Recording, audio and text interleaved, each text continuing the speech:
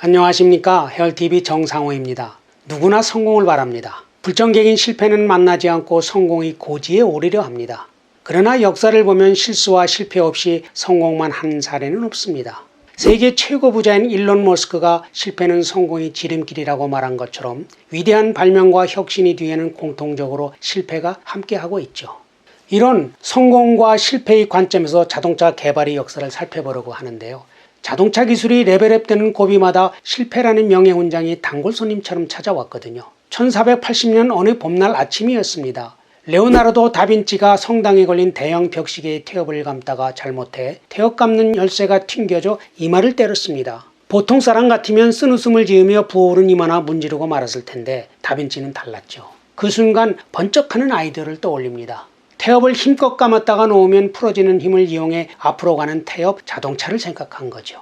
다빈치가 설계도를 그려 만들었는데 장난감같이 작아 사람이 타고 다닐 수는 없었습니다. 그러나 훗날 자동차 과학자들에게 영감을 줬기 때문에 태엽 자동차를 자동차의 시조로 보고 있죠. 사소한 실수가 예술머리와 과학머리를 둘 다 가졌던 슈퍼 천재를 만나 위대한 발명의 씨앗이 된 거죠. 세계 최초 자동차도 실패로부터 시작되는데요.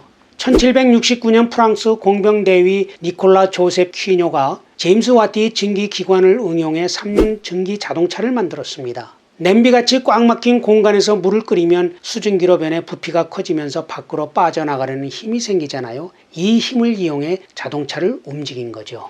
처음에는 대포를 끌기 위해 만들었는데 속도가 시속 4km에 불과했습니다. 보행속도 수준이죠. 또 증기 보일러가 작아 15분마다 물을 보충하고 브레이크 장치도 없어 멈출 때마다 조수가 목침을 들고 따라가며 뒷바퀴 밑에 고여야 했죠. 퀴뇨가 후원자인 프랑스 육군사령관 스와솔 공작의 명에 따라 파리 시내에서 시험운전을 하는데 군중들이 환호를 받으며 증기 자동차가 4톤이 넘는 포대를 끌고 파리 시내를 달립니다. 그러다가 언덕길에서 멈추지 못하고 벽에 부딪혀 화재가 발생하는 사고를 일으키죠. 앞바퀴에 무거운 보일러와 2개의 실린더가 얹혀져 제동이 어려웠던 거죠. 자동차 교통의 역사는 교통사고와 함께 시작된 거죠. 이 사고로 퀴뇨는 친구를 잃고 시민들에게 겁을 준 죄로 감옥에 2년간 갇히기도 하였죠. 실제 사람이 타고 다닐 수 있는 자동차는 영국의 광산 기술자 리처드 트레비식이 처음 만들었습니다. 1801년 3륜 증기자동차로 8명을 태우고 시속 13km로 런던 시내 1.6km를 완주하죠. 여기서 나타난 단점을 고쳐 크리스마스 이브에 친구 3명을 태우고 본격 주행에 나섰지만 차체가 높아 차가 흔들려 전복되고 차는 불타버립니다. 그러나 굴하지 않고 다시 한 대를 더 만들어 다음에 증기차 특허를 넣었죠. 오늘날 자동차 시대를 연 주인공은 1908년 미국의 헨리 포드가 출시한 모델 T 가솔린 승용차였습니다. 원래 가솔린 자동차는 1886년 독일의 칼 벤츠가 만든 페이턴트 모터바겐이었습니다. 다임러가 만든 가솔린 엔진을 장착하였죠. 이렇게 여러 종류의 차가 개발되니까 20세기 초까지만 해도 증기자동차, 전기자동차, 가솔린 자동차가 시장에서 3파전을 벌이고 있었습니다. 그중 후발주자인 가솔린 자동차가 점유율이 가장 낮았죠. 1900년 미국의 자동차 생산 대수가 증기차 1681대, 전기차 1575대였지만 가솔린차는 936대에 불과했거든요. 기술 수준도 자동차 대중화에 시동을 건 모델 T만 해도 경쟁자인 증기차나 전기차에 비해 뒤처지지 않았지만 크게 앞섰다고는 보기 어렵습니다. 그럼에도 출시하자마자 3년 만에 판매량이 13배 폭증하고 6년 후에는 연 25만 대를 생산하며 전체 시장을 독식하는 킬러 앱이 되죠.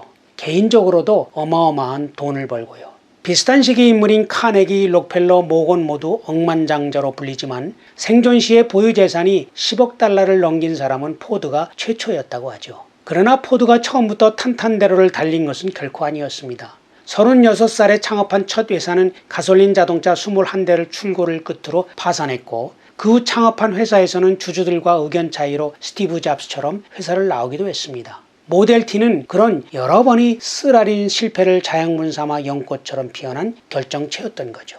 포드의 비전과 전략이 당시 모델 T의 광고문에 선명하게 나타나 있는데요. 당시 자동차는 소수의 부자를 위한 사치품이었습니다. 광고문의 대중을 위한 자동차를 만들겠다. 이 말은 자동차를 부자들의 사치품에서 대중의 생활 필수품으로 개념 자체를 바꿔버린 거죠.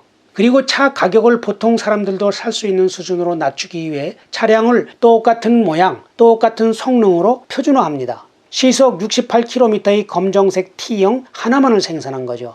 또 생산 방식도 컨베이어 벨트 조립 라인의 흐름에 의한 분업화 전문화로 당시 통용되던 수제 생산을 대량 생산으로 바꾸죠. 이른바 경영학자 게리 해머리 말하는 최상의 혁신인 비즈니스 개념의 혁신을 통해 게임 체인저가 된 거죠.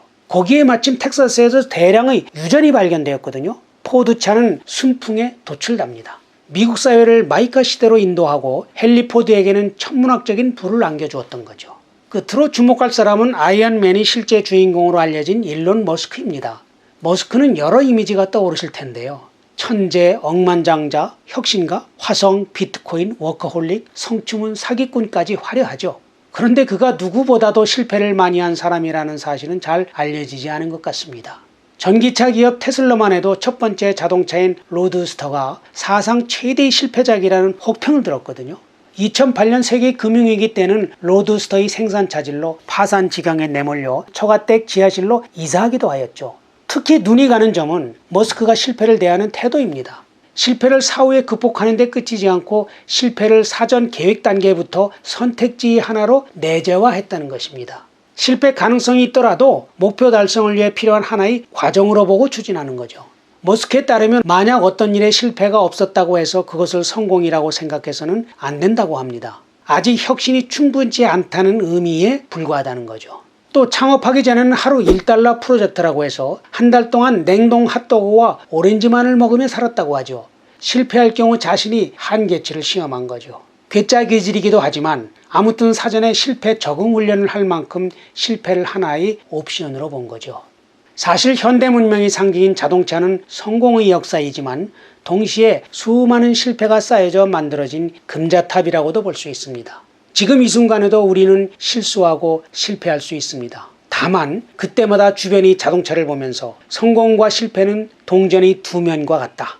실패를 뒤집으면 성공이 된다. 이렇게 긍정하고 힘내시면 좋을 것 같습니다. 준비된 영상은 여기까지입니다. 도움되셨다면 구독과 좋아요 눌러주시면 좋겠죠. 건강하세요.